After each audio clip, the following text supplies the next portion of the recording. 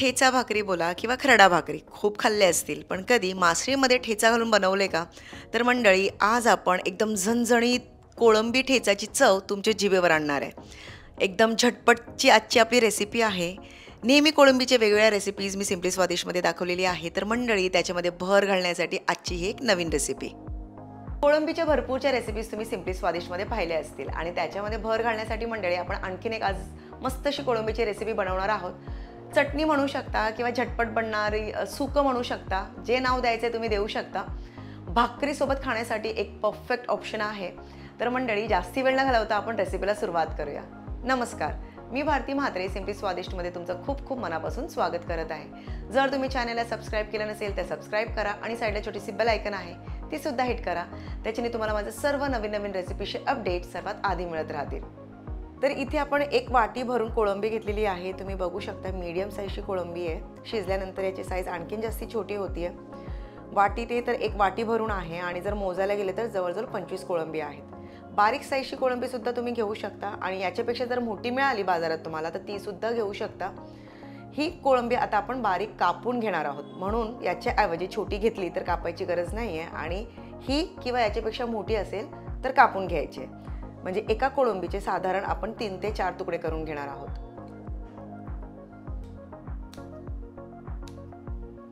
हे बघा, कात्रीने एका कोळंबीचे मी 3 तुकडे केलेले आहेत.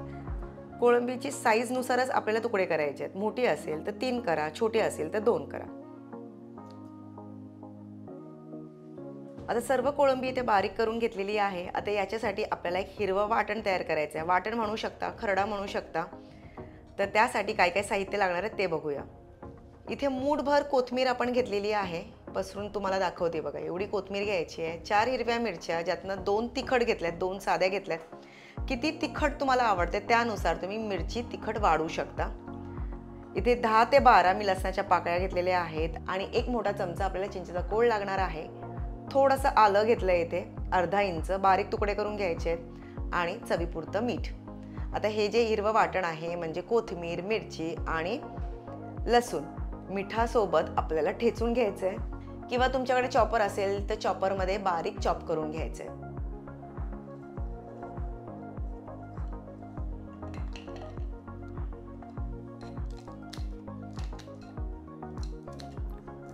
आता इथे साहित्य आपले जास्ती आहेत म्हणून मी चॉपरचा वापर करते. नाहीतर तुम्ही खलबत्त्यामध्ये वगैरे कुटून घेऊ शकता. थोडंसं मीठ घाला. आता पाणी घालायचं नाही आहे बिलकुलही आपल्याला याच्यामध्ये. एकदा आधी फिरवून घ्यायचं आहे. बघूया कितपत होते आणि जर वाटलंच की नाही होते तेव्हाच याच्यामध्ये थोडंसं पाणी घालावं.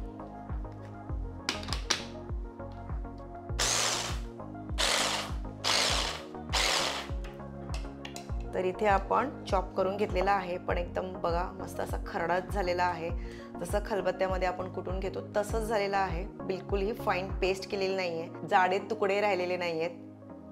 तर असंच आपल्याला हवं आहे. तर आता आपण कोळंबी बनवायला घेऊया. तर इथे आपण 2 ते 3 चमचे तेल गरम करून घेऊया. आता सर्वात आधी याच्यामध्ये खरडाच घालणार आहोत आपण. तेल चांगलंच गरम झालंय आणि खूप जास्त शिजवायचं वगैरे नाहीये. परतून घ्यायचं आहे फक्त हलकंसं, कारण पुन्हा याच्यामध्ये आपण कोळंबी घालणार आहोत तेव्हा सुद्धा शिजणार आहे.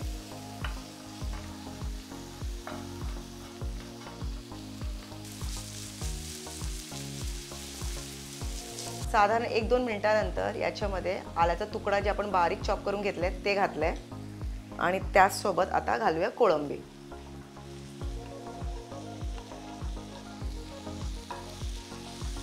छान मिक्स करून घ्या. कोळंबी घातल्यानंतर फक्त या प्रकारे मिक्स करून घ्या, म्हणजे ढवळा. कोळंबीचे बारीक तुकडे करून आपण घेतलेले आहेत आणि त्यामुळे ते पटकन शिजणार आहेत. बिलकुलही जास्ती वेळ लागणार नाहीये. खरडा बनवताना आपण ऑलरेडी याच्यामध्ये मीठ घातलं होतं आणि थोडंसं जास्ती प्रमाणात घातलं होतं. सुरुवातीला जे साहित्य होते खूप जास्तीचे दिसत होते, पण जेव्हा आपण चॉप करून घेतले साहित्य कमी झाले आणि त्यामुळे मिठाची क्वांटिटी सुद्धा त्याच्यामध्ये जास्तीची होती आणि कोळंबीसाठी ती क्वांटिटी पुरेशी आहे. हे बघा काय मस्त दिसते बघा. याच्यामध्ये शेंगदाण्याचं कूट किंवा खोबऱ्याचं खीस वगैरे किंवा वाटण असं काहीच घालायला नको. छानच दिसेल बघा. कोळंबी सुद्धा झालेली आहे कारण रंग बदललेला आहे आणि छोटे तुकडे केल्यामुळे काय झालंय की जास्ती वेळच गेलेला नाही. आता याचं पाणी सुटेल, तर पाणी सुटायच्या वेळेला तुम्ही गॅस फास्ट करू शकता. आता याच्यामध्ये घालूया चिंचेचा कोळ. थोडंसं जास्तीचाच घेतलंय कारण ही डिश थोडीशी आंबट लागते. मस्त मिक्स करून घ्या. आता फक्त याच्यामध्ये थोडीशी हळद घालणार आहोत, चिमूटभर रंगासाठी. मिक्स करून घ्या आणि ही आपली कोळंबी चटणी, कोळंबी खरडा किंवा कोळंबी ठेचा काही तुम्ही म्हणू शकता, पण त्याच्यामध्ये थोडंसं ट्विस्ट दिलेलं आहे आपण. याच्यामध्ये आपण चिंचेचा कोळ घातला आहे आणि त्यामुळे ही डिश थोडीशी आंबट लागणार आहे, पण मासळीमध्ये चिंचेचा कोळ किंवा कोकम खूप छानच लागतं. तर मंडळी, आपली ही आजची डिश तयार झालेली आहे. आता फक्त गरमागरम भाकरीसोबत सर्व करा.